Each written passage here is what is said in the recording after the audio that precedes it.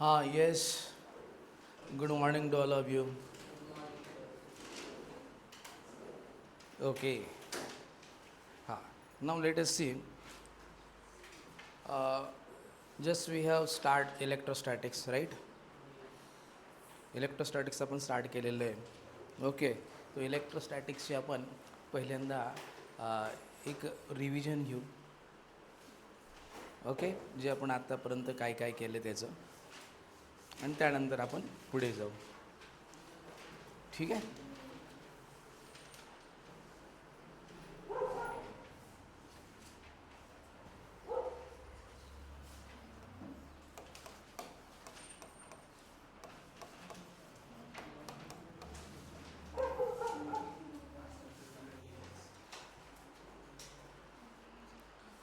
Now once again, electrostatics we will start from the basic one.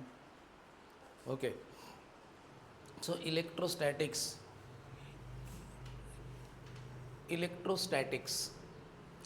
if we bifurcate these two words, electrostatics, what is meant by electrostatics? कोण सांगतं बरं? Electro म्हणजे something about the काय बरं? Electric charge.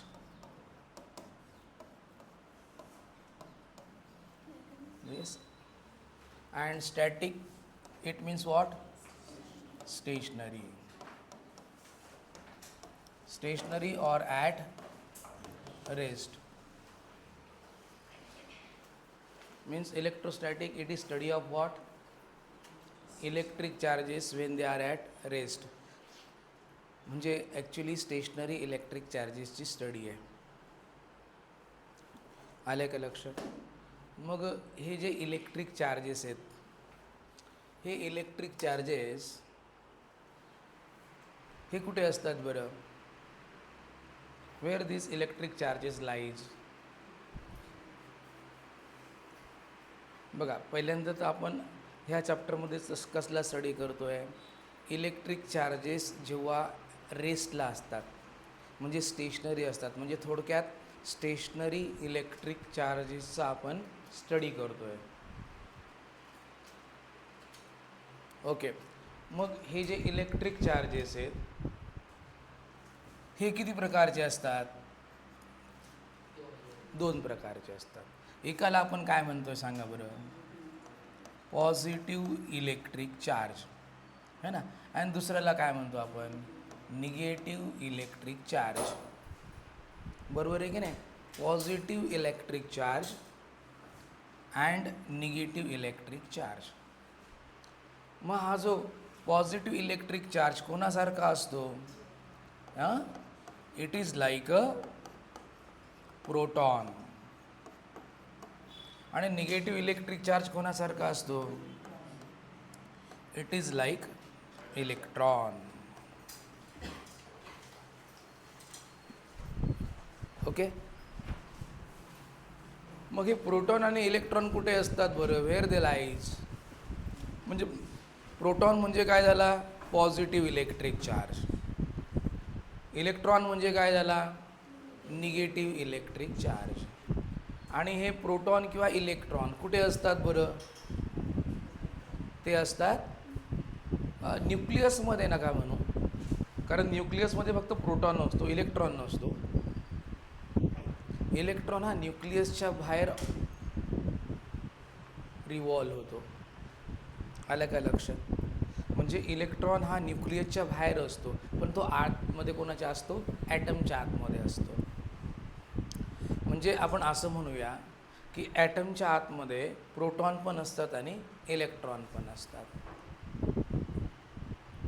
आलं का लक्षात? बरं. मग हे जर ॲटमच्या आतमध्ये असतात म्हणजेच काय की प्रत्येक मॅटर हा ॲटमचा बनलेला आहे. प्रत्येक मॅटर म्हणजे काय झालं? सॉलिड असो, लिक्विड असो, गॅस असो. बरोबर आहे की नाही? ज्याला मास आहे तो मॅटर आहे. मग तो कसला बनलेला आहे? ॲटमचा. म्हणजे याचा अर्थ काय झाला? प्रत्येक मॅटरमध्ये इलेक्ट्रिक चार्जेस आहेत. ओके. म्हणजे प्रत्येक मॅटरमध्ये जर इलेक्ट्रिक चार्जेस आहेत याचा अर्थ काय झाला की electric charges are inherent part of atom किंवा electric charges are the constituent part of atom. आलं का लक्षात? हे इलेक्ट्रिक चार्जेस सर्व कुठे आहेत बरं? त्या मॅटरमध्येच आहे, ॲटमच्या आतमध्ये. ओके नाही? आता मॅटर नंबर ऑफ ॲटमचा बनलेला आहे, म्हणजे त्या मॅटरमध्ये नंबर ऑफ पॉझिटिव्ह चार्जेस आहेत, नंबर ऑफ निगेटिव्ह चार्जेस आहेत. बरोबर आहे ना? पण हां येस, तो मॅटर असेल किंवा ॲटम असेल. बघा, तो मॅटर असेल किंवा ॲटम असेल. आपण फक्त ॲटमबद्दल विचार करू आता, आहे ना? कारण आपल्याला माहिती आहे नंबर ऑफ ॲटमचा मॅटर बनलेला असतो. ॲटमला कोणता चार्ज असतो बरं? आता मी सांगितलं तुम्हाला की ॲटममध्ये पॉझिटिव्ह चार्ज पण आहे, निगेटिव्ह चार्ज पण आहे. पण आता ॲटमला कोणता चार्ज आहे? पॉझिटिव्ह चार्ज आहे की निगेटिव्ह चार्ज आहे की चार्जलेस आहे? न्यूट्रल आहे तो, त्याला कोणत्याही प्रकारचा चार्ज नाही. आता सर तुम्ही पहिल्यांदा तर असंही म्हटलेत की त्याच्यामध्ये पॉझिटिव्ह चार्ज आहे, निगेटिव्ह चार्ज आहे, आणि आता म्हणतात चार्जलेस आहे, न्यूट्रल आहे तो. मी असं कसं शक्य आहे बरं? कसं शक्य आहे बरं असं? हां, म्हणजे पॉझिटिव्ह म्हणजे प्रोटॉनचे नंबर आणि निगेटिव्ह म्हणजे इलेक्ट्रॉनचे नंबर त्या ॲटममध्ये कसे असतात? एकसारखे असतात. ते एकमेकांचा इफेक्ट काय करतात? कॅन्सल करतात. बरोबर आहे का? आणि तो कॅन्सल केल्यामुळे ॲटम किंवा तो मॅटर कसा असतो इलेक्ट्रिकली?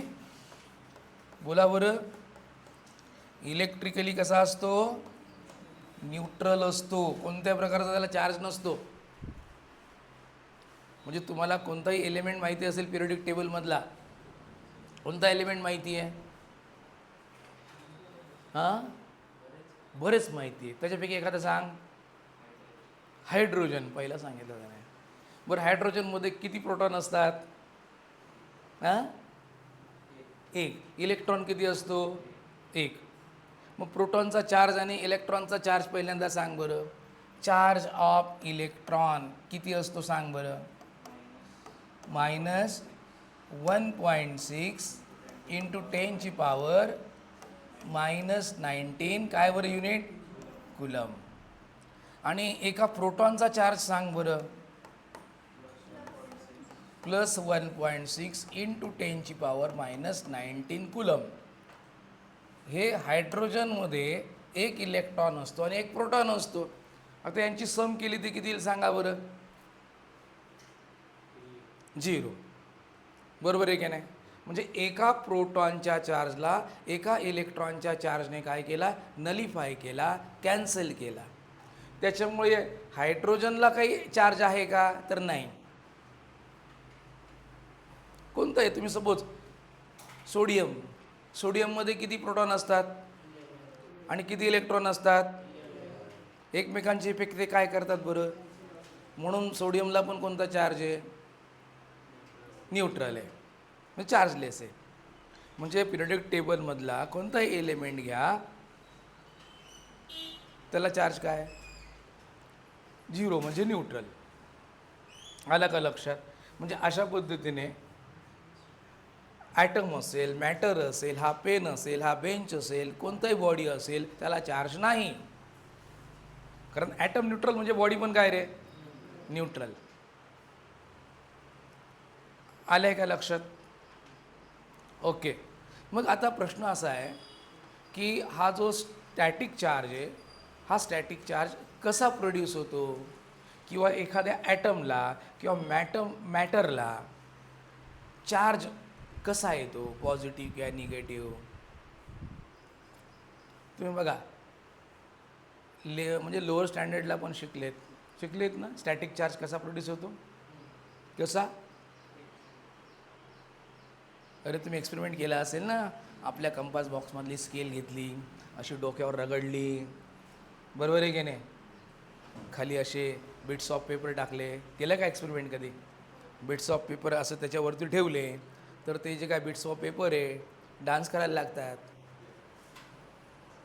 डान्स करायला लागतात म्हणजे खालीवरती जम्प करतात ना, बघितलं आहे का?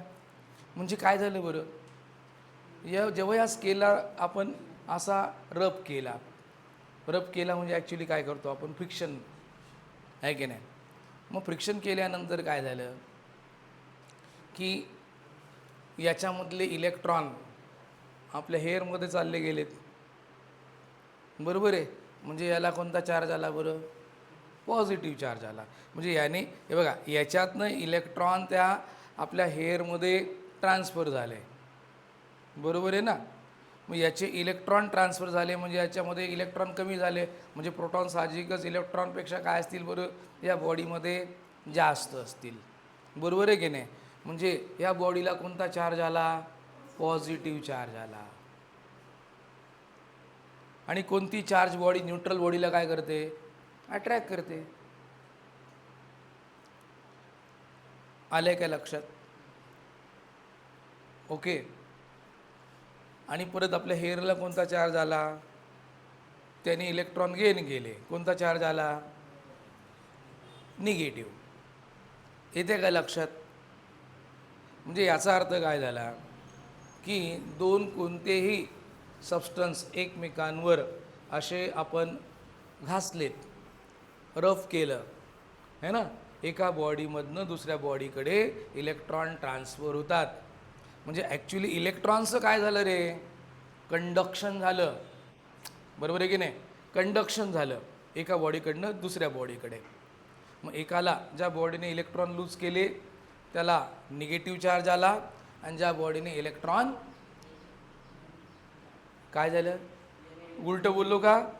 हां, म्हणजे काय, ज्या बॉडीने इलेक्ट्रॉन लूज केले तिला कोणता चार्ज आला, पॉझिटिव्ह. आणि जिने ते इलेक्ट्रॉन गेन केले तिला कोणता आला, निगेटिव्ह चार्ज आला. आलं का लक्षात? अशा पद्धतीने कोणत्याही ॲटमला, मॅटरला, बॉडीला आयदर पॉझिटिव्ह किंवा निगेटिव्ह चार्ज येतो.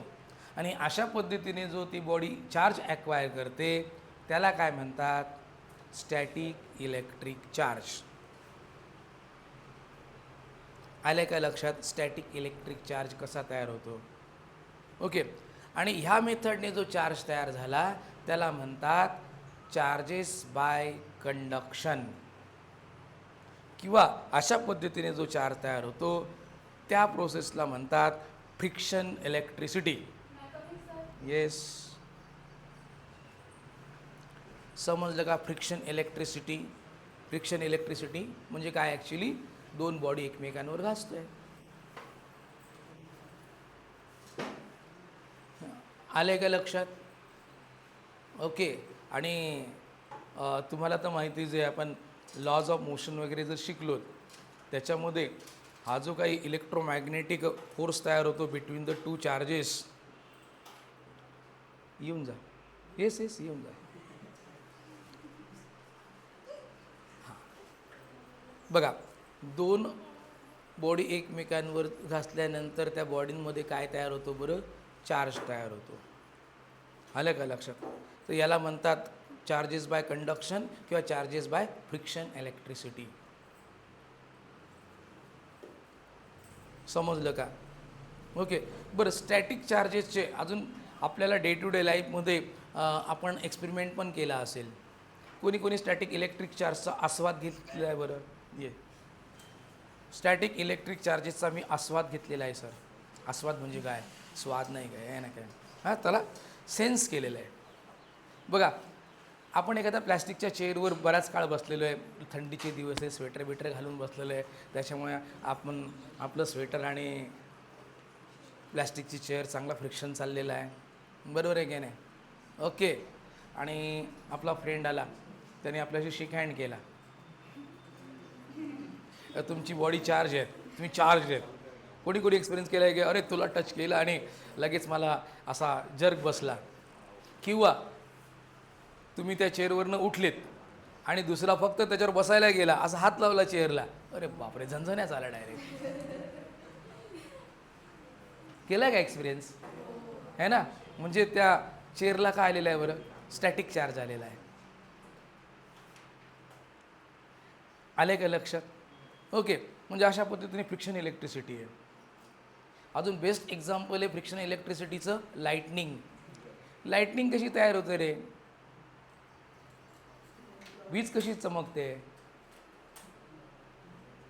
बघा, वरते जे क्लाउड्स आहेत, हे क्लाउड्स एकमेकांवर त्यांच्या जे काही त्यांची मोशन असते त्या दरम्यान, ते जर क्लाउडची खूप गर्दी झाली तर क्लाउड्स एकमेकांवर काय होतात बरं? असे घासतात. बरोबर आहे की नाही?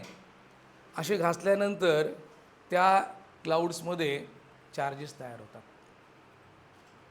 ओके, आणि मग ते चार्जेस त्या क्लाउडच्या आतमध्ये तयार होत होत होत होत इतके तयार होतात की तो जो क्लाउड आहे पूर्ण चार्जेसने भरला जातो. आलंय का लक्षात? इतके चार्जेस होतात, प्रत्येक ॲटम चार्ज होऊन जातो त्याचा, आणि अख्खा क्लाउड चार्ज. हे चार्जेसची गर्दी होते. आता सपोज एखादा टॉवेल त्याला ओला केला, बरोबर आहे की नाही? नाही पिळला आणि टाकून दिला, काय होणार? त्याच्यातलं पाणी काय होणार बरं? थेंब थेंब गळणार. अरे गळणार की नाही? म्हणजे पाणी काय होतं आहे बरं? आता समजूया आपण लीक होतं आहे,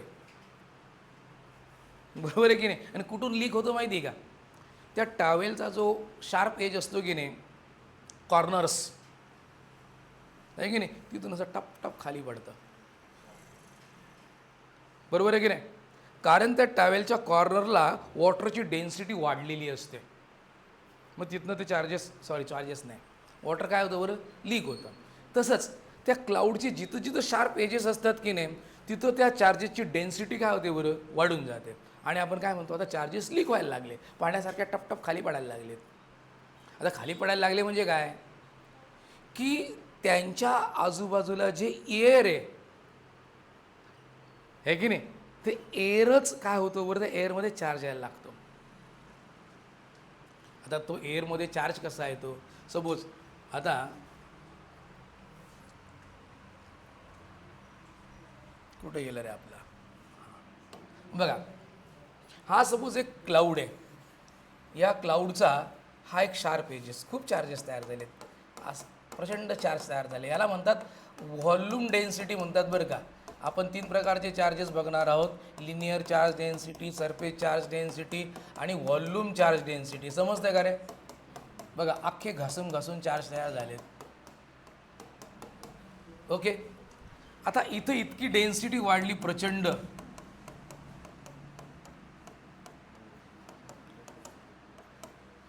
प्रचंड डेन्सिटी वाढली. आता इथं हा जो आहे, इथं एअर आहे, हा एअरचा मॉलिक्यूल आहे ना, एअरचा मॉलिक्यूल. सपोज या एअरच्या मॉलिक्यूलला आपण H2O, म्हणजे सर्वांचं मिक्सिंग असतं ते, पण आपण चला याला काय असं H2O आणि O2 म्हणूया. याच्यामध्ये नंबर ऑफ निगेटिव्ह चार्ज आणि पॉझिटिव्ह चार्ज कसे असतात रे? सारखे असतात. ह्याला या एअर मॉलिक्यूलला काही चार्ज नाही आहे, हा एअर मॉलिक्यूल आहे, याला काही चार्ज नाही आहे. ओके, पण होतं काय की हा जो एअर मॉलिक्यूल आहे बघा, हे पॉझिटिव्ह चार्जेस ह्या निगेटिव्ह चार्जेसला त्यांच्या जवळ खेचतात. आलं का लक्षात? बरं, पहिल्यांदा हे असं होतं बरं का, असं होतं, म्हणजे याचं स्पेरिकल स्ट्रक्चर होतं. त्यानंतर थोड्या वेळात काय होतं आहे, हे सर्व पॉझिटिव्ह चार्जेस एअरच्या निगेटिव्ह चार्जेसला खेचतात, आणि खेचल्यानंतर काय होतं, ह्या मॉलिक्यूलचं स्ट्रेचिंग होतं. स्ट्रेचिंग हे बघा, अशा पद्धतीने काय झालं, त्या मॉलिक्यूलचं स्ट्रेचिंग झालं. इकडं गेले निगेटिव्ह, इकडं आले, म्हणजे एका बाजूला सर्व इलेक्ट्रॉन्स चालले जातात. बरं, याला आपण पुढे म्हणणार आहोत पोलरायझेशन. हा डायपोल तयार झालेला आहे. ॲक्च्युली काय तयार झालेला आहे? डायपोल. तुम्ही बघितलं असेल, डायपोल म्हणजे काय? 2 इक्वल आणि opposite charges separated by finite distance. त्याला काय म्हणतो आपण? Electric dipole. म्हणजे हा कोणता मॉलिक्यूल तयार झाला? पोलर मॉलिक्यूल तयार झाला. आलं का लक्षात? म्हणजे पहिला हा एअर होता है ना, एअर मॉलिक्यूल होता. आपण एअरचा हा काय झाला बरं आता, पोलर मॉलिक्यूल तयार झाला.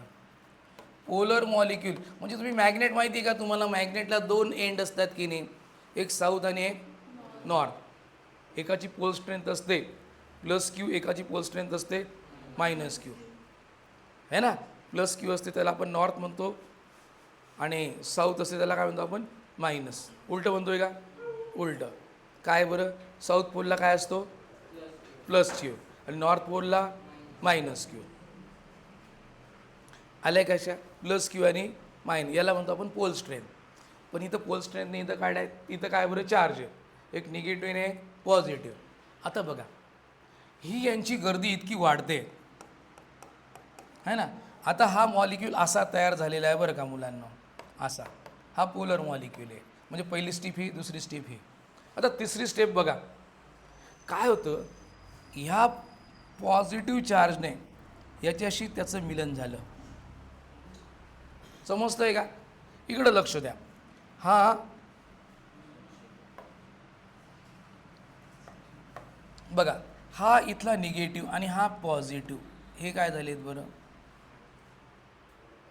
पॉझिटिव्हने निगेटिव्हला काय केलं माहिती आहे का, कॅन्सल केलं, गेला.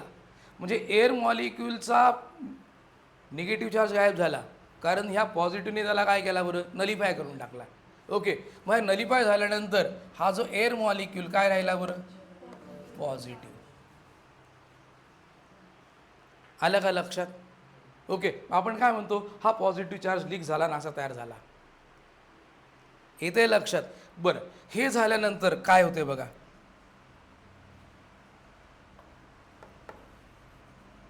बरं, हे झाल्यानंतर पुढचे अनेक चार्जेस तयार असतात की नाही. मग त्यानंतर ही पॉझिटिव्ह चार्जची अशी लाईनच लागते. ही पॉझिटिव्ह चार्ज ही काय लागते बरं, ही लाईन लागते अशी, बरोबर आहे की नाही. ओके, म्हणजे हे नंबर ऑफ चार्जेस इथं, आणि ही मी एक एक दाखवलेले आहेत. एकाच वेळेस कैक मिलियन चार्जेस तयार होतात आणि त्याची अशी लाईन लागते, आणि ती अशी खाली येत येत येत येत येत येत अर्थपर्यंत येते. म्हणजे तिथं काय तयार झालं माहिती आहे का, आता इलेक्ट्रोस्टॅटिक प्रेशर तयार झाला तेवढ्या भागामध्ये. ओके, बरं, आता हे जे चार्जेस आहेत, असंख्य चार्जेस आहेत, ते रिलीज व्हायला त्यांना काय पाहिजे, आता इलेक्ट्रॉन पाहिजे. रिलीज व्हायला काय पाहिजे, इलेक्ट्रॉन पाहिजे, बरोबर आहे की नाही.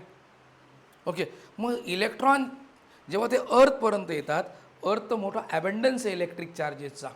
अर्थमध्ये पॉझिटिव्ह चार्जेस आहेत, निगेटिव्ह चार्जेस आहेत. म्हणजे हा अर्थ म्हणजे ह्या चार्जेसचा काय बरं, आपण म्हणूया एक भंडारा आहे, अगणित निगेटिव्ह पॉझिटिव्ह चार्जेस आहेत. मग यांना आता रिलीज व्हायचं आहे, ते काय करतील, अर्थकडनं फटाफट फटाफट फटाफट फटाफट इलेक्ट्रॉन खेचायला चालू करतील. येते का लक्षात?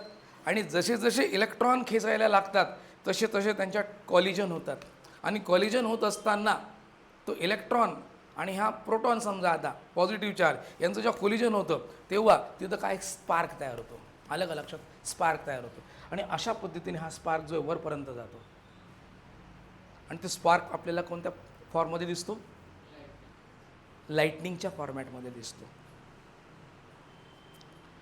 येते का लक्षात? ओके, आणि चुकून जर त्या पाथमध्ये आपण आलो, आपल्यातले चार्ज इलेक्ट्रॉन खेचलेत की आपली बॉडी गेली.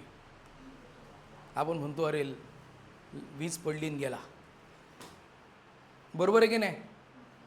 ओके, म्हणजे ह्या लाइटनिंगच्या पाथमध्ये, कारण बघा त्याला कुठनं, ह्या इलेक्ट्रोस्टॅटिक प्रेशरला जिथनं जवळून त्याला इलेक्ट्रॉन मिळतील तिथनं तो फटाफट घेतो. बघा झाड जर आलं तर झाडसुद्धा पेटतं, म्हणजे झाडातनं इलेक्ट्रॉन्स खेचायला लागतं, झाड पेटतं. आणि त्या पाथमध्ये आपण आलो तर आपले इलेक्ट्रॉन खेचले जातील. आलं का लक्षात? ओके, त्याच्यामुळे हा जो लाइटनिंग आहे, it is the best example of electrostatic charges. आले का लक्षात? ओके, म्हणजे यांचा स्पार्क होतो म्हणून आपल्याला ती लाइटनिंग दिसते, आणि टक्कर होते त्याचा आवाज येतो आपल्याला, त्याच्यामुळे ती कडकतांचा कडक कडकड असा आवाज येतो. आल्या का लक्षात? कॉलिजनमुळे तो आवाज येतो आणि स्पार्क तयार झाल्यामुळे ती लाईटनिंग दिसते आपल्याला. पण लाईटचा स्पीड जास्त असतो म्हणून ती पहिल्यांदा दिसते आणि आवाज आपल्याला थोड्या वेळाने येतो. कारण लाईटचा स्पीड किती आहे? 3 × 10⁸ मीटर पर सेकंड. आणि साऊंडचा स्पीड किती आहे? हां, नाही, 332 metre per second at 0°C.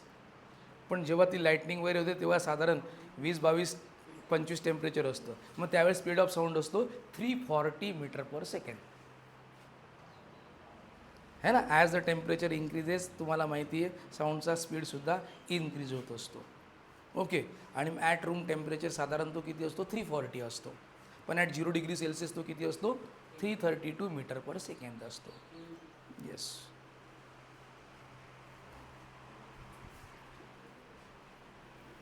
बरं, हे आलं काय लक्षात? है ना. हे बेस्ट एक्झाम्पल आहे इलेक्ट्रोस्टॅटिक्सचं. म्हणजे तुम्हाला आता समजलं पाहिजे की हे लाईटनिंग होते म्हणजे काय ॲक्च्युली हा फेनॉमेनॉन आहे. ओके. ॲक्च्युली सर्व एअरमध्ये हे सर्व चार्जेस लीक होतात आणि एअरमध्ये चार्जेस लीक होतात म्हणजे एअरच कंडक्टिव्ह बनते. आता आलं का लक्षात? ओके. तर अशा पद्धतीने हे इलेक्ट्रिक चार्जेस येतात.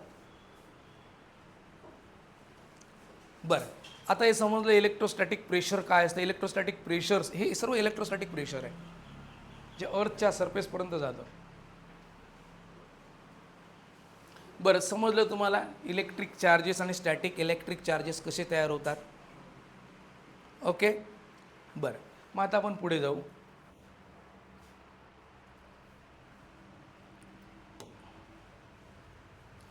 बरं, इलेक्ट्रिक चार्जेसचं आपण युनिट काय बघितलं रे आत्ता? इलेक्ट्रिक चार्जचं युनिट काय बरं? कुलम. चला, इलेक्ट्रिक चार्जचं आपण एसआय युनिट बघितलं.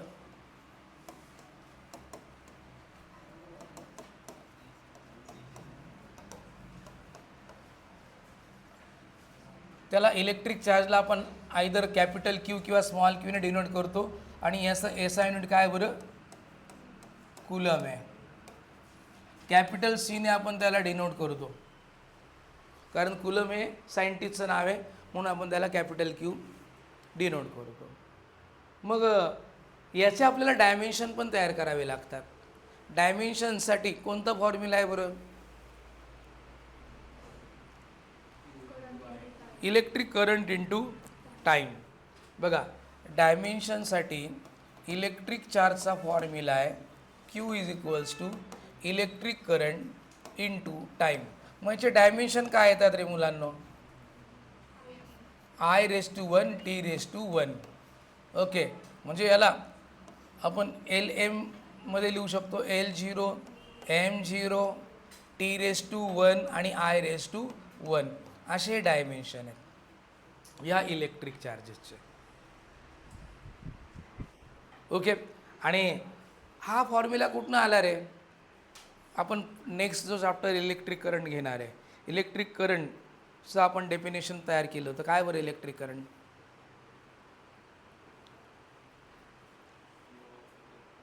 Yes, flow of electron. बरं, मला सांग, फ्लो ऑफ इलेक्ट्रॉन म्हणजे करंट का रे? आता तू म्हटला, मी तुला विचारलं स्पीड म्हणजे काय रे? Sir, flow of bike. Flow of बाईकला आपण स्पीड म्हणू शकतो का रे? है ना. मग फ्लो ऑफ बाईक, मग तो फ्लो ऑफ बाईकचं डिस्टन्स डिवायडेड बाय टाईम, त्याला काय म्हणणार आपण?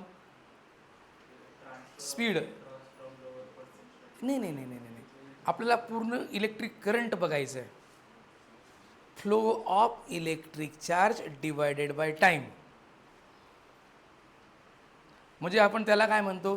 Rate of flow of electric charge. हे बघा, rate of flow of electric charge per unit time, याला म्हणतो आपण इलेक्ट्रिक करंट. है ना. इलेक्ट्रिक चार्जचा पर युनिट टाईम काय फ्लो आहे? एका युनिट टाईममध्ये किती नंबर ऑफ इलेक्ट्रॉन त्या कंडक्टरला क्रॉस करतात? Q divided by T. No doubt due to the flow of electron electric current flows, no doubt, but electric current is electric charge divided by time. Flow of electric charge per unit time Q by T. म्हणून याच्यावरनं काय formula तयार झाला? हा formula तयार झाला, Q equals to I into T. आलं का लक्षात? ओके, बरं. आता आपण हे इलेक्ट्रिक चार्जेस बघितलेत, त्याचं युनिट काय असतं ते बघितलं, त्यांचा बेसिक चार्ज काय असतो ते बघितलं आपण. आता अशा ज्या इलेक्ट्रिक चार्जेस आहेत यांच्या आपण काही प्रॉपर्टीज बघू. इलेक्ट्रिक चार्जेसचे प्रॉपर्टीज आपण मागे डिस्कस पण केलेल्या. कोणी सांगतं का रे? पहिली प्रॉपर्टी काय बरं इलेक्ट्रिक चार्जेसची? ओके, म्हणजे लाईक चार्जेस एकमेकांना काय करतात? सपोज हा एक प्लस Q1 आहे आणि हा पण प्लस Q2 आहे. लाईक चार्जेस म्हणजे काय? दोघांचा चार्ज काय बरं? सेम आहे. ओके, मग हे एकमेकांना काय करतील बरं? काय करतात ते एकमेकांना? रिपेल करतात, है ना? हे एकमेकांना काय करतात? रिपेल करतात. बरं, इथं लिहिलं तरी झालं, हे एकमेकांना रिपेल करतात. आणि अनलाईक चार्जेस असतील तर सपोज हा प्लस Q1 आहे आणि इथं हा मायनस Q2 आहे. हे काय करतील बरं एकमेकांना सांगा? Yes, they will attract each other. आल्या का लक्षात? पहिली प्रॉपर्टी आहे. म्हणजे प्रॉपर्टीज ऑफ इलेक्ट्रिक चार्जेस, या इलेक्ट्रिक चार्जेसच्या प्रॉपर्टीज. मग अजून दुसरी प्रॉपर्टी आपण काय बघितली रे? हे समजले की अट्रॅक्ट करतात किंवा रिपेल करतात. मग ज्या फोर्सने अट्रॅक्ट करतात किंवा रिपेल करतात त्या फोर्सला आपण काय नाव दिलेलं आहे? काय नाव दिलेलं आहे? Electrostatic force. हा जो फोर्स आहे, ज्या फोर्सने ते रिपेल करतात किंवा ज्या फोर्सने ते अट्रॅक्ट करतात, या फोर्सला काय म्हटलेलं आहे? Electrostatic force.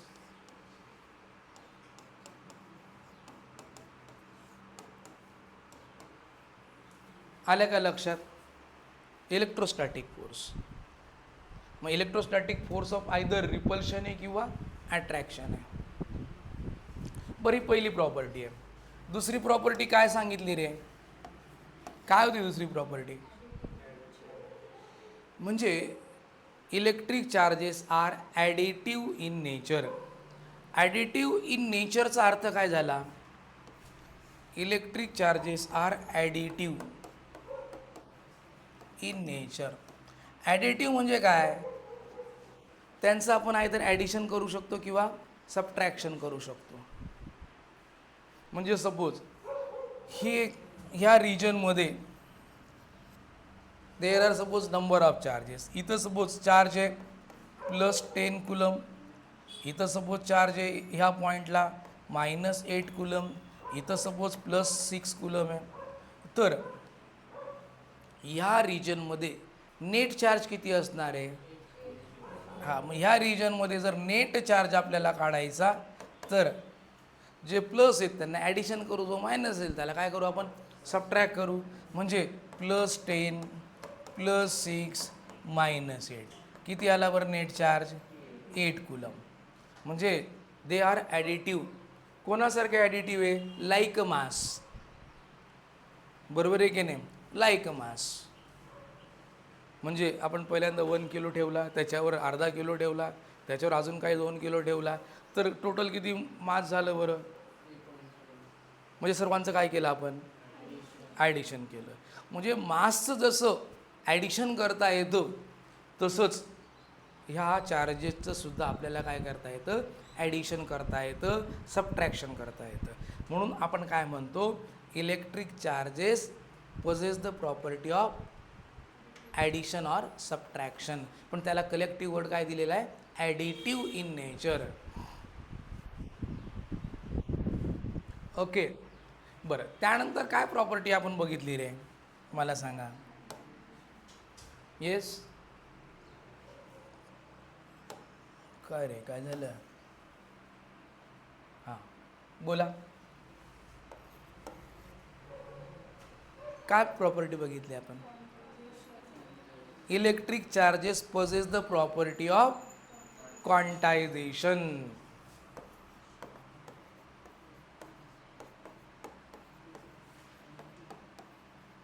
बरं, क्वांटायझेशन म्हणजे काय? Electric charge is quantized quantity.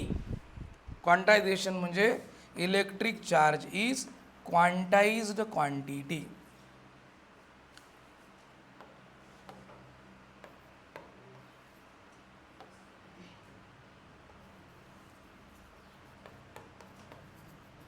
Quantize quantity. बघा, क्वांटाइज म्हणजे काय? क्वांटाइजला म्हणतात फिक्स अमाऊंट. म्हणजे इलेक्ट्रिक चार्ज ही फिक्स अमाऊंट असलेली क्वांटिटी आहे. Fix amount. आता फिक्स अमाऊंट म्हणजे बेसिक इलेक्ट्रॉनिक चार्ज किती बरं? Basic electronic charge 1.6 into 10⁻⁻19 coulomb. हे बघा, basic charge, basic electronic charge.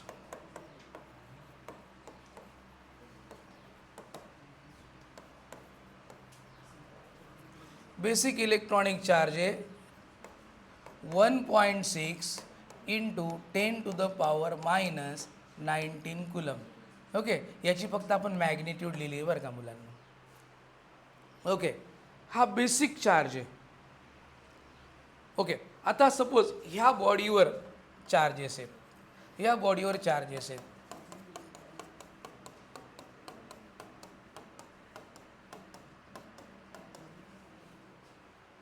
किंवा ह्या बॉडीवर चार्जेस आहेत.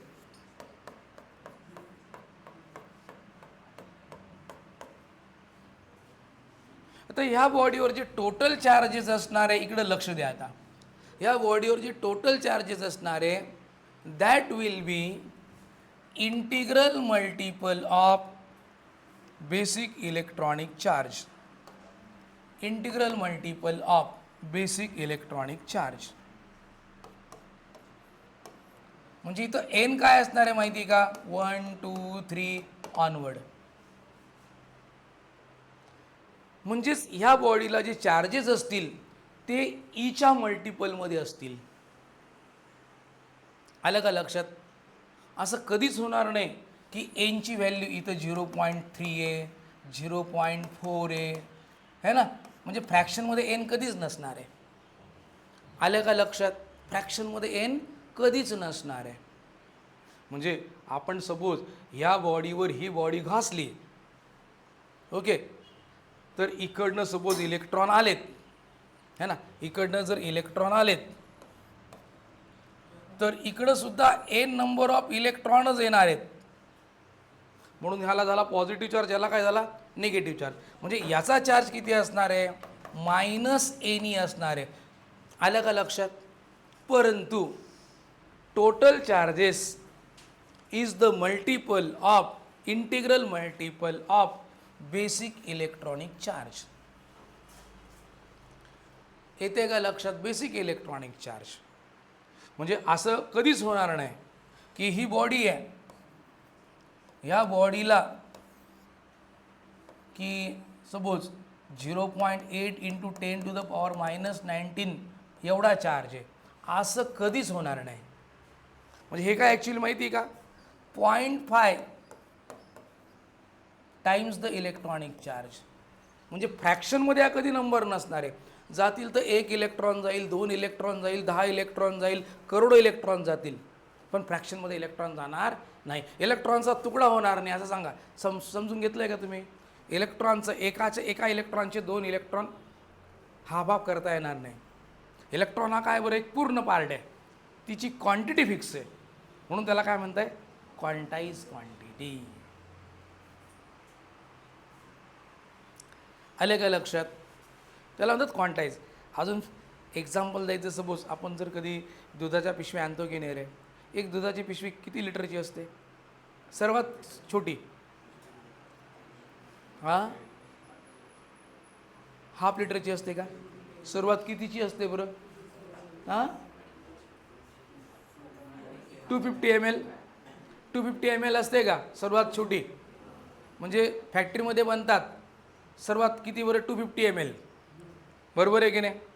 म्हणजे तुम्हाला जर दुकानात पिशव्या घ्यायच्या आहेत दुधाच्या 250 ml मल्टिपलमध्येच घेणार तुम्ही, समजतंय का? म्हणजे 250 ml काय झाली बरं? फिक्स अमाऊंट झाली, क्वांटाईज क्वांटिटी झाली, त्याच्याच मल्टिपलमध्ये तुम्हाला दुधाच्या पिशव्या मिळतील. तसंच ही फिक्स अमाऊंट आहे, याच्याच मल्टिपलमध्ये इलेक्ट्रॉन जातील किंवा येतील, समजतं आहे का? मग त्याची जर क्वांटिटी फिक्स असेल, त्याच फिक्स अमाऊंटमध्ये ती येत किंवा जात असेल, तर त्याला काय म्हणतो आपण? Quantise quantity. समजलं का रे मुलांना? ओके, बरं. त्यानंतर आपण नेक्स्ट कोणती प्रॉपर्टी बघितली होती सांगा बरं मला?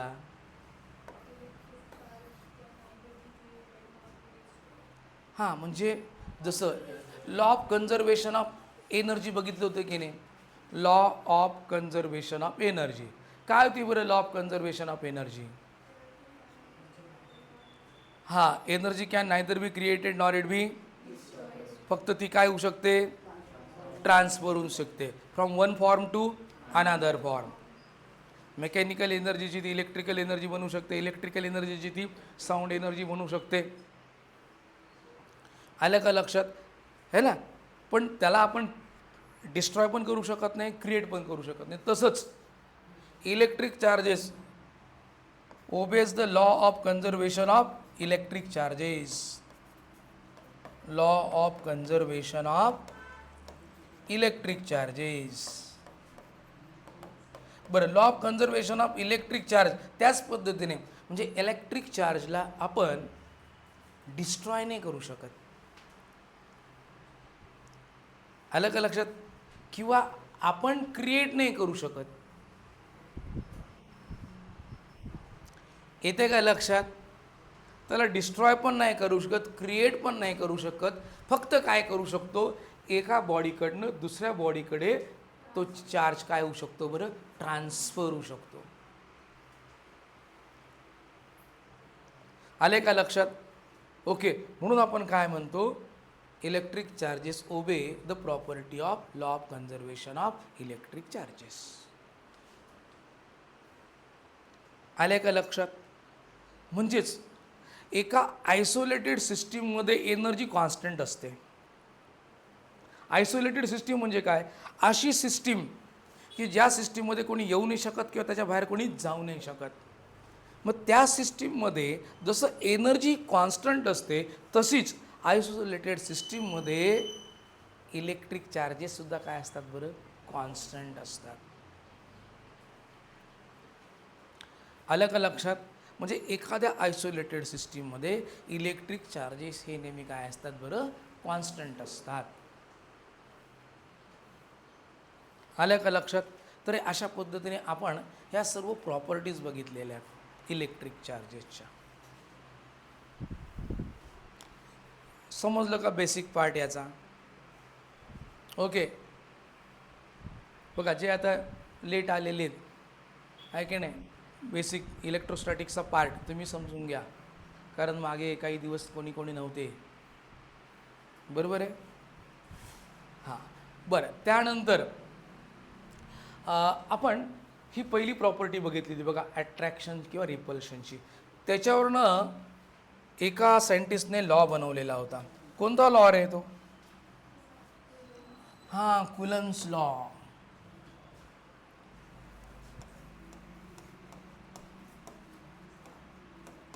Coulombs law. हा कुलम्स लॉ कशासाठी दिलेला आहे? इलेक्ट्रोस्टॅटिक फोर्स ऑफ अट्रॅक्शन किंवा रिपल्शनसाठी. तो फॉर्म्युला, तो फोर्सचा फॉर्म्युला ह्या लॉमध्ये सांगितलेला आहे, है ना? काय सांगितलेलं आहे? सपोज हा एक इलेक्ट्रिक चार्ज आहे प्लस Q1. ओके, हा प्लस Q1 सपोज R डिस्टन्सवर ह्या चार्जपासनं आर डिस्टन्सवर आहे. म्हणजे हे दोघं लाईक चार्जेस आहेत. यांच्यामध्ये अट्रॅक्शन असेल का रिपल्शन असेल? रिपल्शन आहे. मग त्या रिपल्सिव्ह फोर्सला आपण काय म्हणतो? Electrostatic force of repulsion. बरोबर आहे ना? बरं, आत्ताच परत बघूया. हा प्लस Q1 आहे, आर डिस्टन्सवर हा मायनस Q2 आहे. यांच्यामध्ये काय असणार आहे बरं? Yes, electrostatic force of attraction. हे पण डिस्टन्स आर आहे, हे पण डिस्टन्स आर आहे. तर याचा फॉर्म्युला आपल्याला कुलम्स लॉने दिलेला आहे. काय सांगतो कुलम्स लॉ? येस, हा जो इलेक्ट्रोस्टॅटिक फोर्स आहे, इलेक्ट्रोस्टॅटिक फोर्स ऑफ अट्रॅक्शनची मॅग्नेट्यूड किंवा इलेक्ट्रोस्टॅटिक फोर्स ऑफ रिपल्शनची मॅग्नेट्यूड, ह्या दोघंही चार्जच्या प्रॉडक्टला डायरेक्टली प्रपोर्शनल असतात. आलं का लक्षात? म्हणजे हा जो ॲप आहे, F directly proportional to the product of their charges. हे काय साईन आहे? Directly proportional. बघा, याला डायरेक्टली प्रपोर्शनल म्हणतात.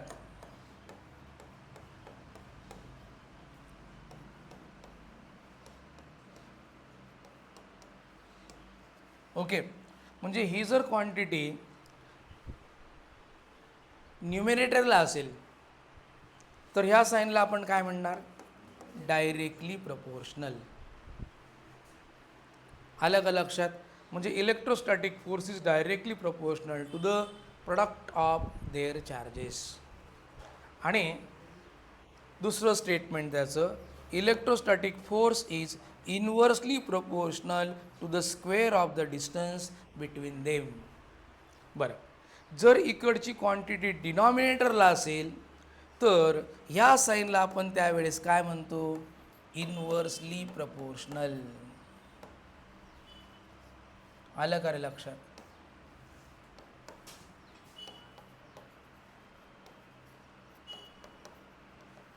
Okay, inversely. समजलं का? म्हणजे जर कधी इकडची क्वांटिटी डिनॉमिनेटरला असेल तर त्याला म्हणतो इनव्हर्सली प्रोपोर्शनल, आणि इकडची क्वांटिटी जर कधी न्यूमरेटरला असेल तर याला म्हणतो डायरेक्टली प्रपोर्शनल. बरं, डायरेक्टली प्रपोर्शनलचा अर्थ काय तो पण समजून घ्या.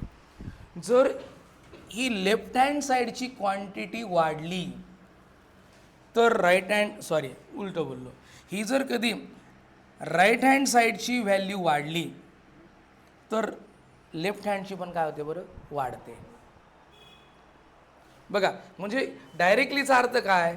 जर हा प्रॉडक्टची व्हॅल्यू Q1 इंटू Q2ची व्हॅल्यू वाढली तर इलेक्ट्रोस्टॅटिक फोर्सची पण व्हॅल्यू काय होते बरं? वाढते. याला म्हणतात डायरेक्टली प्रपोर्शनल. समजलं? आता याचा अर्थ काय होतोय समजून घ्या. आता जर कधी आर स्क्वेअरची व्हॅल्यू वाढली, बघा बरं का, आता आर स्क्वेअरची जर व्हॅल्यू वाढली तर मात्र एफची व्हॅल्यू काय होते बरं? कमी होते. किंवा आर स्क्वेअरची जर व्हॅल्यू कमी झाली तर एफची व्हॅल्यू वाढते. याला म्हणतात इनव्हर्स रिलेशन. आलं का लक्षात? म्हणजे एफ यांच्या प्रोडक्टला डायरेक्टली प्रपोर्शनल आहे. म्हणजे हा प्रोडक्ट जर वाढला तर एफ पण वाढतो, किंवा प्रोडक्ट जर कमी झाला तर एफ पण कमी होतो. ओके, असं रिलेशन आहे. आणि इकडं आर स्क्वेअर वाढला तर एफ वाढतो ना? कमी होतो. आर स्क्वेअर जर वाढला तर एफ काय होतो बरं? कमी होतो. याला म्हणतात इनव्हर्स प्रपोर्शनॅलिटी. किंवा आर स्क्वेअर जर कमी झाला तर एफ काय होतो बरं? वाढतो. ओके, अशा पद्धतीने डायरेक्टली प्रपोर्शनल काय आहे, इनव्हर्सली प्रपोर्शनल काय आहे हे समजलं पाहिजे. मग याच्यावरनं आपण काय केलं बरं? एक रिलेशन तयार केलं, दोघांना कंबाईन केलं. आता दोघं रिझल्टला आपण जेव्हा कंबाईन करतो त्यावेळेस F proportional to Q1 Q2 upon R square असं लिहिलं. दोघांना आपण कंबाईन करून टाकलं. आता एफ जी व्हॅल्यू न्युमिनेटरला होती न्युमिनेटरला लिही, जी व्हॅल्यू डिनॉमिनेटरला होती डिनॉमिनेटरला लिहिली. हे ह्या क्वांटिटीला प्रपोर्शनल आहे. मग जेव्हा प्रपोर्शनल असतं तेव्हा इक्वेशन बनवण्यासाठी इज इक्वल्स टू करून आपण काय लिहित असतो? Proportionality constant. आलं का लक्षात? ओके. म्हणजे याला ह्या साईनला हे साईन इक्विव्हॅलंट आहे. कशाला इक्विव्हॅलंट आहे? इज इक्वल्स टू केला. हे साईन इक्विव्हॅलंट कोणाला? इज इक्वल्स टू केला. केला काय म्हणतात? Proportionality constant. ओके. याला काय म्हणतात? केला म्हणतात proportionality constant.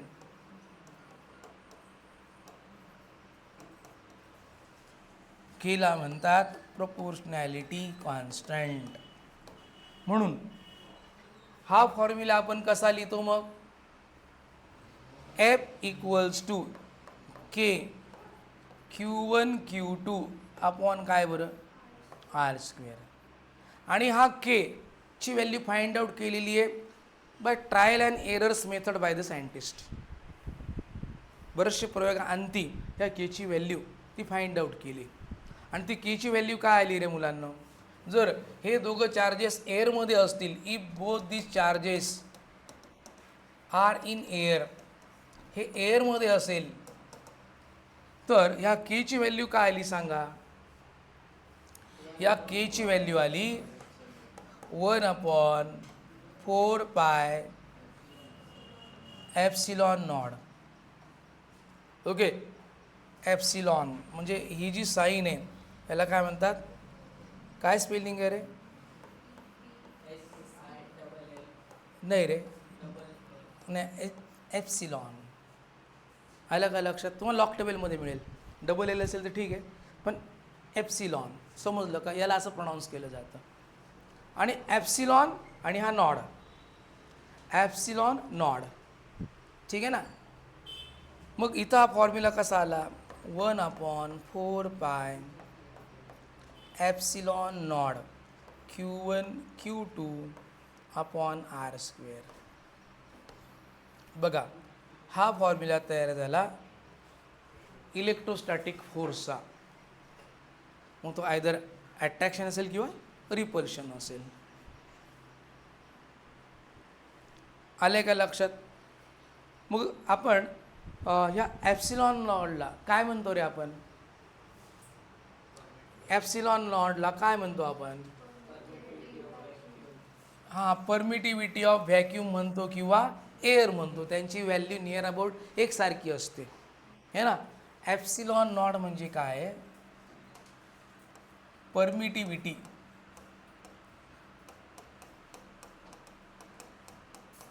Permittivity of vacuum किंवा काय रे मुलांनो?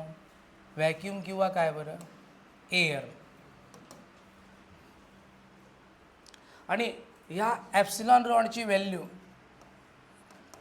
किती असते? आपण काल बघितली होती रे. 8.85 इंटू 10⁻⁻12. हे SI युनिटमध्ये. हां, काय युनिट लिहिलं होतं सांगा? Coulomb square per newton meter square. Epsilon nought coulomb square per newton meter square, हे SI युनिट आहे. मग आता परमिटिव्हिटीचा आपण काल अर्थ बघितला होता. काय अर्थ बघितला होता रे परमिटिव्हिटीचा? सांगा बरं.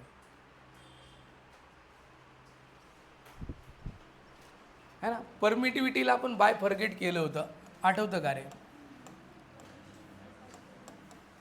परमिटिव्हिटीला आपण बाय फॉरगेट करून काय लिहिलं होतं बरं आपण? हे बघा, परमिट प्लस काय बरं? ॲक्टिव्हिटी. Permit plus activity.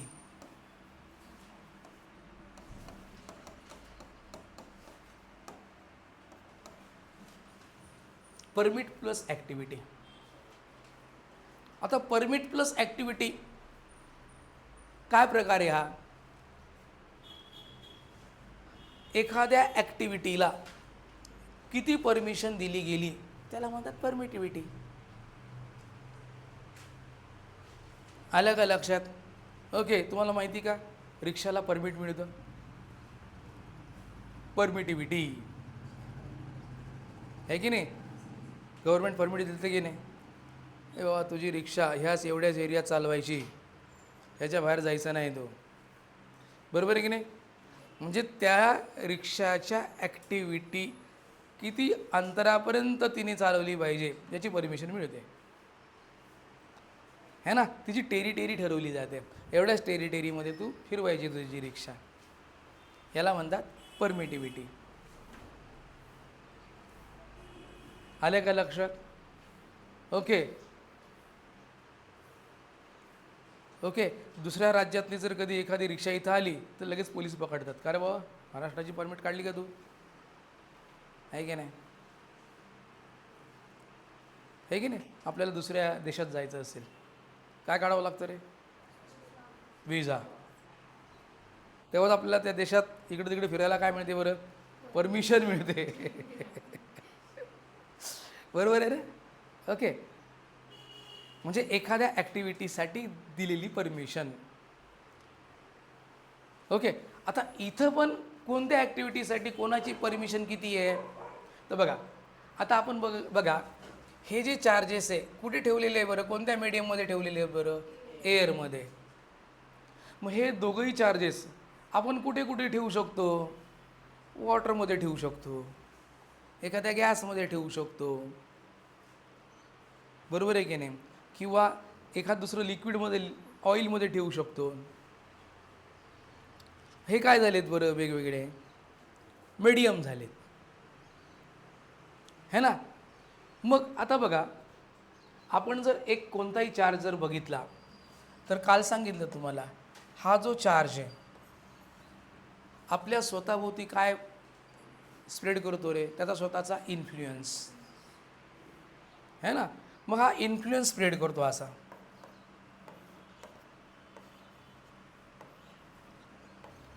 हा असा इन्फ्लुएन्स स्प्रेड करतो. म्हणजे इन्फ्लुएन्स म्हणजे थोडक्यात म्हणजे काय? इलेक्ट्रिक फील्ड आहे. आणि याला काय म्हणतात? इलेक्ट्रिक फील्ड लाईन म्हणतात. जसं अर्थ आहे ना, अर्थने आपला एक स्वतःचा काय स्प्रेड केलेला आहे बरं? इन्फ्लुएन्स. त्या इन्फ्लुएन्स आपण दाखवतो इमॅजिनरी ग्रॅव्हिटेशनल फील्ड लाईन्सने, है ना? म्हणजे हा जर अर्थ असेल, हा जर अर्थ आहे बरं, अर्थ काय माहिती आहे का? एक मास आहे. तो सुद्धा त्याचा काय तयार करतो बरं? चौफेर इन्फ्लुएन्स तयार करतो. याला म्हणतात gravitational field lines. Gravitational field लाईन्सचा असा इन्फ्लुएन्स स्प्रेड करतो तो. आणि ज्या डिस्टन्सपर्यंत तो इन्फ्लुएन्स स्प्रेड होतो त्या रेडियसचा जर आपण एक इमॅजिनरी स्पियर काढला तर ह्या रिजनला, ह्या इन्फ्लुएन्सला आपण काय म्हटलं बरं? Gravitational field. Gravitational field. आलं का लक्षात? तसा हा जो इलेक्ट्रिक चार्ज आहे हा आपला इन्फ्लुएन्स स्प्रेड करतो with the help of electric field lines. आणि हा जो इन्फ्लुएन्स आहे ज्या डिस्टन्सपर्यंत आहे त्या डिस्टन्सचा जर आपण एक इमॅजिनरी स्पियर ड्रॉ केला तर ह्या रिजनला आपण काय म्हणतो रे मुलांना? बोला. इलेक्ट्रिक फील्ड म्हणतो.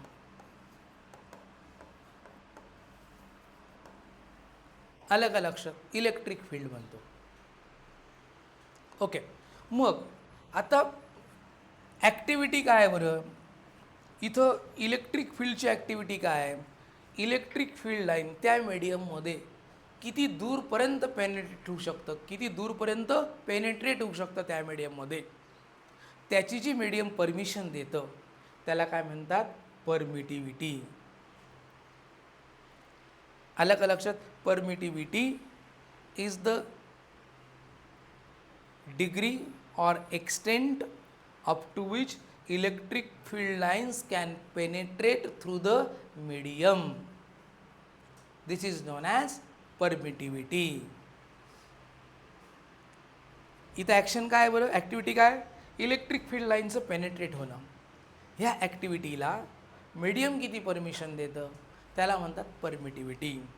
कारण ही जी परमिटिव्हिटी आहे प्रत्येक मीडियमसाठी काय असते बरं, वेगवेगळी असते. एअरमध्ये सर्वात जास्त पेनेट्रेट होते कम्पॅरिझनने दुसरे मीडियम असेल, एअर असेल, वॉटर असेल, गॅस असेल, ऑइल असेल, तिथं मात्र इलेक्ट्रिक फील्ड लाईनची पेनेट्रेटिंग पॉवर काय असते बरं, कमी असते. पेनेट्रेशनचं डिस्टन्स काय असतं बरं तिथं, कमी असतं. आलं का लक्षात, त्याला म्हणतात परमिटिव्हिटी. हे की नाही. अजून एक सिंपल एक्झाम्पल देतो बघा परमिटिव्हिटीचं. सपोज अशा इथं एक आपला हा क्लासरूम आहे, खूप लॉंग डिस्टन्स आहे इथं. दुसरा पलीकडे एक क्लासरूम आहे, तो पण आपल्यासारखाच आहेच तो, आहे की नाही. तर ह्या क्लासरूममध्ये एअर आहे, एअर आहेच बरं का. तुम्ही म्हणणार सपोज काय करायचं सर, आहेच एअर, आहे की नाही. त्या क्लासरूममध्ये सपोज आपल्या कमरे इतकं पाणी आहे की नाही. आणि सपोज ही क्लासरूम आपली 100 मीटर आहे की नाही. आपण 2 स्टुडंटची आपण काय लावली, रेसिंग लावली, आहे की नाही. एक स्टुडंटला म्हटलं बाबा तू तिकडं त्या वॉटरमध्ये जायचं, एकाला म्हटलं तू एअरमध्ये जायचं, आणि त्यांना एक ॲक्टिव्हिटी करायला लावली. काय ॲक्टिव्हिटी करायला लावली, पळायचं दोघांनी. कोण पहिले पोचतं, तर कोण पहिले पोचेल बरं, एअरमधला. कारण एअरची फॉर रनिंग ॲक्टिव्हिटी परमिशन जास्त आहे, वॉटरची काय बरं कमी आहे. म्हणजे वॉटरची परमिटिव्हिटी कमी, एअरची परमिटिव्हिटी कोणत्या ॲक्टिव्हिटीसाठी, रनिंग या ॲक्टिव्हिटीसाठी. तसं इलेक्ट्रिक फील्ड लाईन्स पेनेट्रेट होण्याच्या ॲक्टिव्हिटीसाठी एअरची परमिशन जास्त असेल, बाकीच्यांची परमिशन काय असेल बरं, कमी असेल. तर त्याला म्हणतात परमिटिव्हिटी. आणि त्या परमिटिव्हिटीची ही व्हॅल्यू आहे एअरसाठी किंवा व्हॅक्यूमसाठी. मग दुसऱ्या मीडियमची परमिटिव्हिटी याच्याबरोबर कम्पेअर केली आणि त्याच्यापासून एक नवीन क्वांटिटी तयार झाली. कोणती क्वांटिटी बरं, काल आपण ते पण डिस्कस केलं होतं. बोला ना ना ना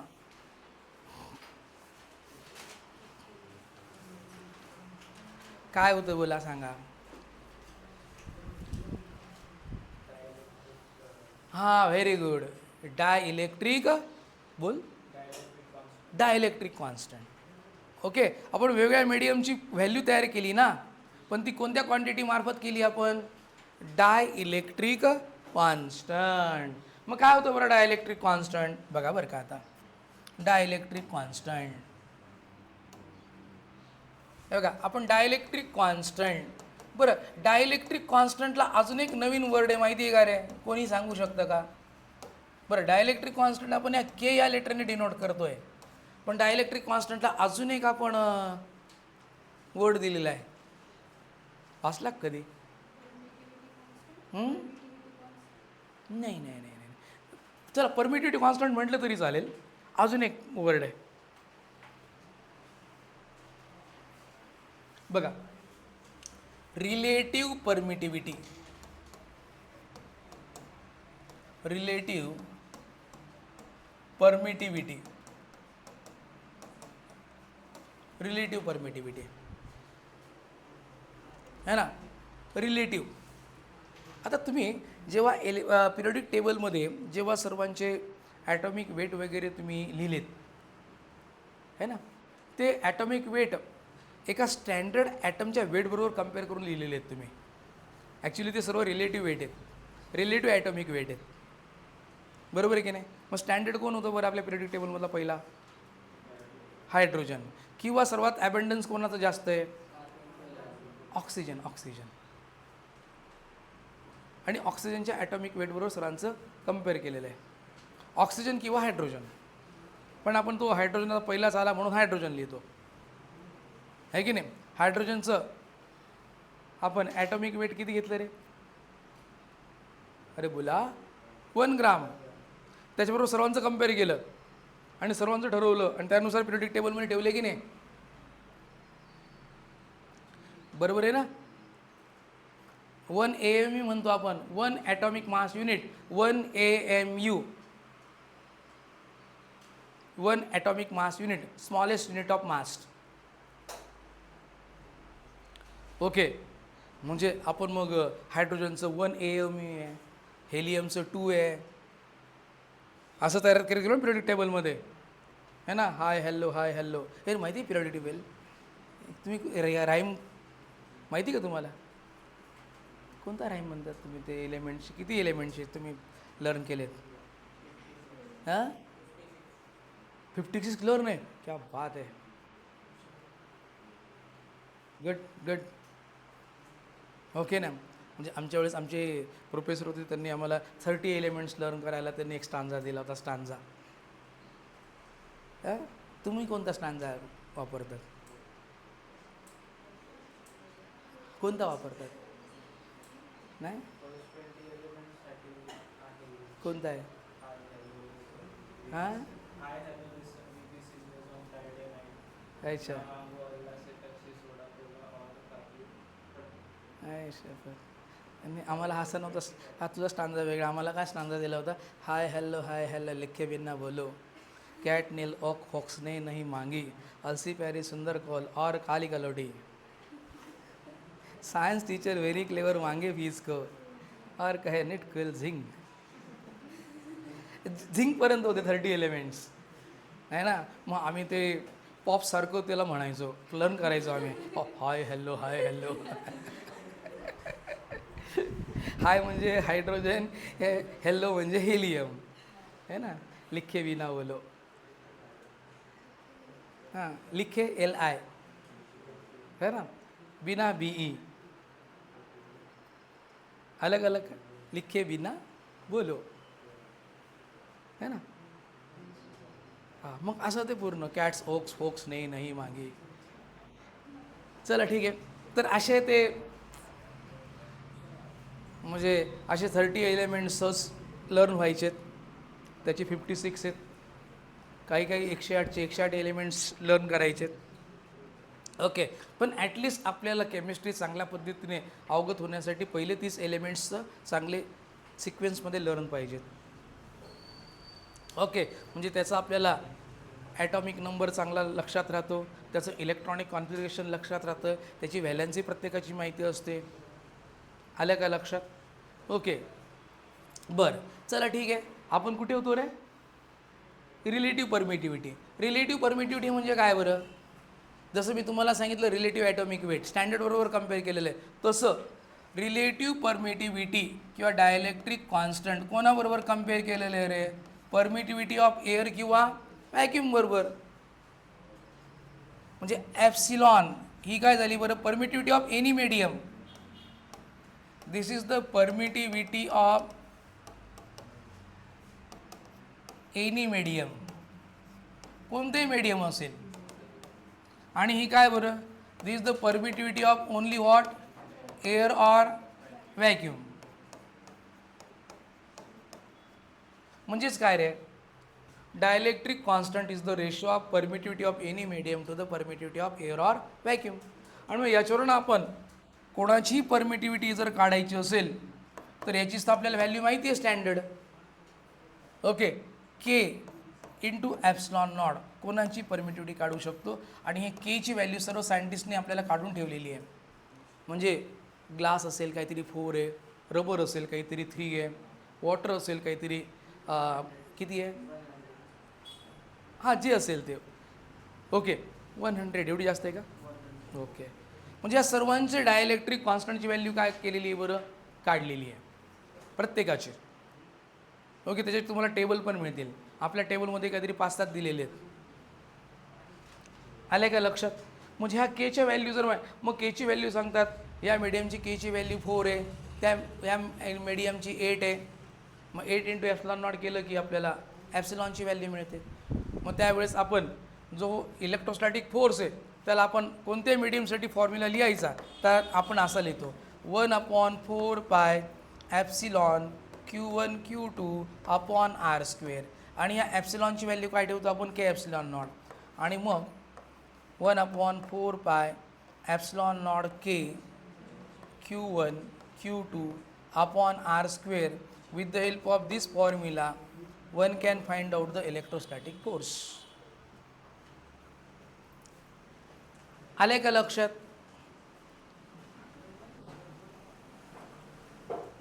ओके, समजलं परमिटिव्हिटी काय, परमिटिव्हिटी ऑफ एनी मीडियम, त्याचा formula.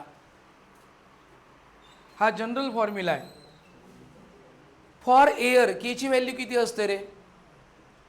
1. And for any other medium K ची value is always greater than 1. बघा, फॉर एअर डायलेक्ट्रिक कॉन्स्टंटची जी व्हॅल्यू आहे for air, value of K is 1, म्हणजे इथं 1 टाकली की आपल्याला एअरमधला फॉर्म्युला तयार होतो. ओके, आणि फॉर एनी मीडियम, कोणतंही मीडियम असेल,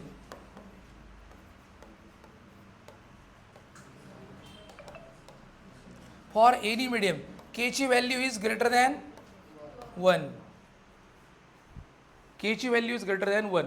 आणि 1/4πε0ची व्हॅल्यू काढली गेलेली आहे. याच्यात सर्व आपण व्हॅल्यू टाकली तर किती लिहितो रे आपण? 1/4πε0ची व्हॅल्यू 9 × 10⁹ ही एसआय युनिटमध्ये टाकतो आपण. 9 × 10⁹. आणि जी के ची व्हॅल्यू जी टाकायची 2 असेल, 3 असेल, 4 असेल, आणि सॉल्व करायचं न्यूमेरिकल. आले काय लक्षात? बरं, आपण हे इथपर्यंत सर्व बघितलेलं होतं. ओके, बरं, याच्यामध्ये कोणाला काही डाऊट आहे?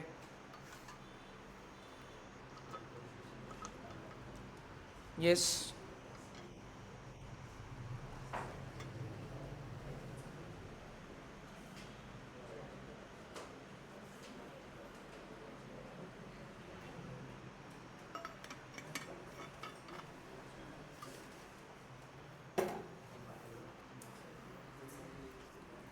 बरं, आपण याच्यानंतर कोणता टॉपिक घेतला होता मुलांना सांगा बरं? वेक्टर फॉर्म लिहिला होता का आपण? Vector form. बरं, वेक्टर फॉर्म, बरं ठीक आहे, वेक्टर फॉर्म आपण थोडा नंतर बघूया. ठीक आहे, त्याच्यानंतर कोणता टॉपिक बघितला होता? Electric field. नंतर इलेक्ट्रिक फील्ड काय ते समजून घ्या आता. बरं, आता अर्थ आहे, अर्थच्या भोवती कोणती फील्ड असते? Gravitational field. ओके, हे बघा, ही अर्थ आहे. अर्थ म्हणजे एक मास आहे ना, हा अर्थ आहे. अर्थ म्हणजे मास आहे. तर अर्थ आपला इन्फ्लुएन्स सोडतं इन द फॉर्म ऑफ कोणत्या imaginary line? Gravitational field lines. बरोबर आहे की नाही? मग या ग्रॅव्हिटेशनल फील्ड लाईन्स किती दूरपर्यंत जातात? चौफेर जातात ना या, बरोबर आहे ना? या ग्रॅव्हिटेशनल फील्ड लाईन आहे, हा अर्थचा इन्फ्लुएन्स आहे. मग अर्थचा इन्फ्लुएन्स किती अंतरापर्यंत आहे त्याला आपण काय म्हटलं रे मुलांनो? Gravitational field. ग्रॅव्हिटेशनल फील्ड म्हणजे एका अर्थच्या भोवती कोणती फील्ड आहे? मग त्या फील्डवर कोणाचा अधिकार आहे? अर्थचा. बरोबर आहे की नाही? त्याची फील्ड आहे बाबा, त्याच्या सत्तेत आपण राहतोय. बरोबर आहे की नाही? त्याच्यामुळे तो आपल्याला उडू देत नाही. है ना? ग्रॅव्हिटेशनल फोर्सने आपल्याला काय करून ठेवलेलं आहे? जखडून ठेवलेलं आहे. बरोबर आहे ना? म्हणजे we are in the gravitational field of earth. Moon is in the gravitational field of earth. येते का लक्षात? म्हणजे हा रिजन झाला ग्रॅव्हिटेशनल फील्डचा. म्हणजे त्या फील्डमध्ये जर दुसरा कोणता मास आला तर त्या मॅसला ग्रॅव्हिटेशनल फील्ड काय करून घेतं बरं? अट्रॅक्ट करून घेतं, खेचून घेतं. बरोबर आहे ना? मग ग्रॅव्हिटेशनल फील्डला आपण कसं डिफाईन करतो? एखादं दुसरं मास जर या ग्रॅव्हिटेशनल फील्डमध्ये आलं तर त्या मासवर ग्रॅव्हिटेशनल फोर्स ॲक्ट होतो. ग्रॅव्हिटेशनल फोर्स ॲक्ट होतो. समजतंय का? आणि तो ग्रॅव्हिटेशनल फोर्सचा चा फॉर्म्युला आपण तयार केला होता. काय बरं, अर्थचं मास कॅपिटल एम आहे, ह्या ऑब्जेक्टचं मास एम आहे, हे डिस्टन्स आर आहे. ग्रॅव्हिटेशनल फोर्स काय फॉर्म्युला होता, कोण सांगतं? येस, ग्रॅव्हिटेशनल फोर्सचा फॉर्म्युला काय होता? Capital G capital M small M upon, बरोबर आहे का? ग्रॅव्हिटेशन झाले म्हणून तुम्हाला सांगितलं आहे. तेव्हा लोअर स्टँडर्डला मला तर 10th सुद्धा तुम्ही फॉर्म्युला लिहिलेलं आहे ग्रॅव्हिटेशनल फोर्सचा. बरं, आता आपण हा तुम्हाला फक्त समजवण्यासाठी सांगितलं. मग जसा हा मास आपली एक फील्ड तयार करतो त्याला आपण ग्रॅव्हिटेशनल फील्ड म्हणतो. म्हणजे ज्याला मास असतं तो मास आपली स्वतःची फील्ड तयार करतो, त्याला काय म्हणतात? Gravitational field. येते का लक्षात? बरं, सर्व प्लॅनेट कोणाच्या फील्डमध्ये रे? सनच्या. म्हणजे सनने आपली स्वतःची काय तयार केलेली आहे? ग्रॅव्हिटेशनल फील्ड तयार केलेली आहे. येते लक्षात? प्रत्येक प्लॅनेटने आपली काय तयार केलेली बरं? कारण त्याला मास आहे. म्हणजे ज्याला मास आहे तो त्याच्या भोवती कोणती फील्ड तयार करतो? बरं, मला मास आहे का? आहे. म्हणजे मी सुद्धा माझ्या स्वतःची फील्ड तयार केलेली आहे. फक्त आपण ज्या फील्डमध्ये, ती फील्ड सर्वात स्ट्रॉंग आहे म्हणून आपल्याला आपल्या फील्डची जाणीव नाही. अदरवाईज ह्या पेनला सुद्धा मास आहे, याची सुद्धा ग्रॅव्हिटेशनल फील्ड आहे. ज्याला मास आहे त्याची ग्रॅव्हिटेशनल फील्ड आहे. फक्त हे सर्व जे छोटे मोठे मास या स्ट्रॉंगर ग्रॅव्हिटेशनल फील्डमध्ये. आलं का लक्षात? म्हणून त्या फील्ड. बरं, आता आपल्याला हे माहिती आहे याच्या ग्रॅव्हिटेशनल फील्डला याची ग्रॅव्हिटेशनल फील्डचा इफेक्ट आहे. ओके, बरं, हे तुम्हाला एक एक्झाम्पल सांगितलं. दुसरं, मॅग्नेट पण त्याच्या स्वतःभोवती काय तयार करतो रे? मॅग्नेटिक फील्ड तयार करते की नाही? त्या फील्डमध्ये दुसरा एखादा मॅग्नेटिक सबस्टन्स आला त्याला काय करतो तो? अट्रॅक्ट करतो. बरोबर आहे की नाही? एक मॅग्नेट आहे बघा, हा मॅग्नेट आहे, हा मॅग्नेट साऊथ नॉर्थ पोल हा काय तयार करतो? याची आपली एक ग्रॅव्हिटेशनल मॅग्नेटिक फील्ड तयार करतो, है ना? मॅग्नेटिक फील्ड तयार करतो ना. तुम्ही बघा डायग्राम पण काढलेली असेल, ही अशा पद्धतीने डायग्राम काढली की नाही? बोला बरं. बरोबर आहे ना? हे काय आहेत बरं? सर्व या मॅग्नेटिक लाईन्स आहेत. मॅग्नेटिक लाईन्स म्हणजे काय बरं? ही मॅग्नेटिक फील्ड आहे. इथं एखादा आयर्नचा पीस आला त्याला मॅग्नेट काय करेल बरं? अट्रॅक्ट करेल. म्हणजे त्याच्यावर कोणता फोर्स लागतोय? मॅग्नेटिक फोर्स लागतोय. तसंच इन द सेम वे आता आपण इलेक्ट्रोस्टॅटिकमध्ये स्टॅटिक चार्ज बघतोय. हा स्टॅटिक चार्ज आहे. हा स्टॅटिक चार्ज पण आपला इन्फ्लुएन्स तयार करतो आणि तो इन्फ्लुएन्स कसा स्प्रेड करतो? In the form of electric field lines. बरोबर आहे की नाही? मग या इलेक्ट्रिक फील्ड लाईन्स आहेत, या इलेक्ट्रिक फील्ड लाईन्स आहेत.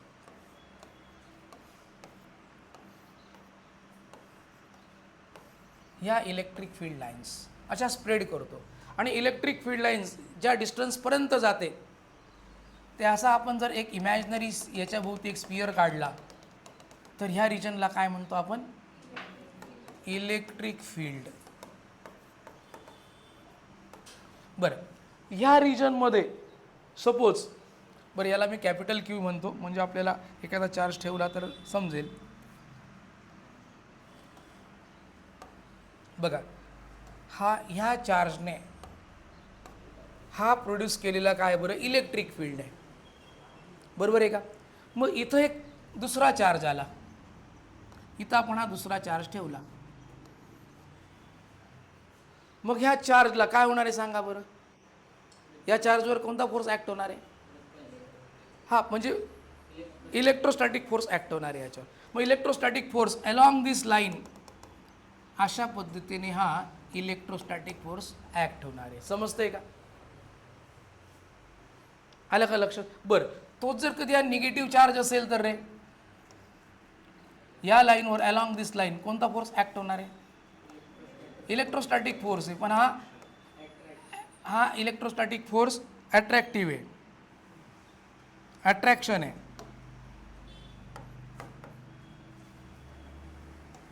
हा इलेक्ट्रोस्टॅटिक फोर्स आहे अट्रॅक्शन, हा इलेक्ट्रोस्टॅटिक फोर्स आहे रिपल्शन. म्हणजे इलेक्ट्रिक फील्डला कसं डिफाईन केलं गेलं?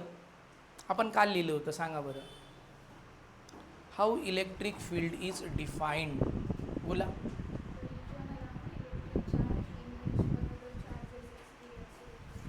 बघा, the region around the electric charge in which another charge experiences the electrostatic force is known as electric field. म्हणजे region around the electric charge in which another charges experiences electrostatic force is known as electric field.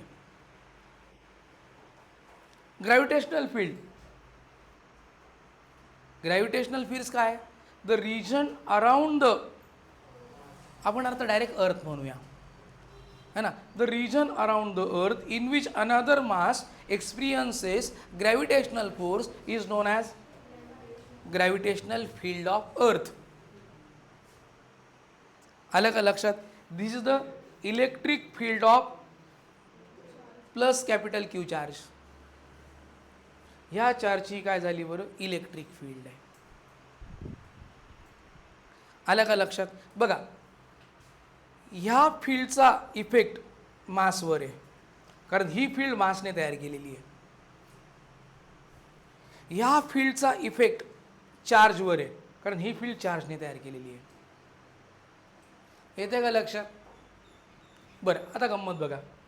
Suppose मी इथं एक charge ठेवला. काय ठेवला? Charge ठेवला. बरं, ह्या चार्जवर electric फील्डचा काही इफेक्ट होणार आहे का रे? नाही.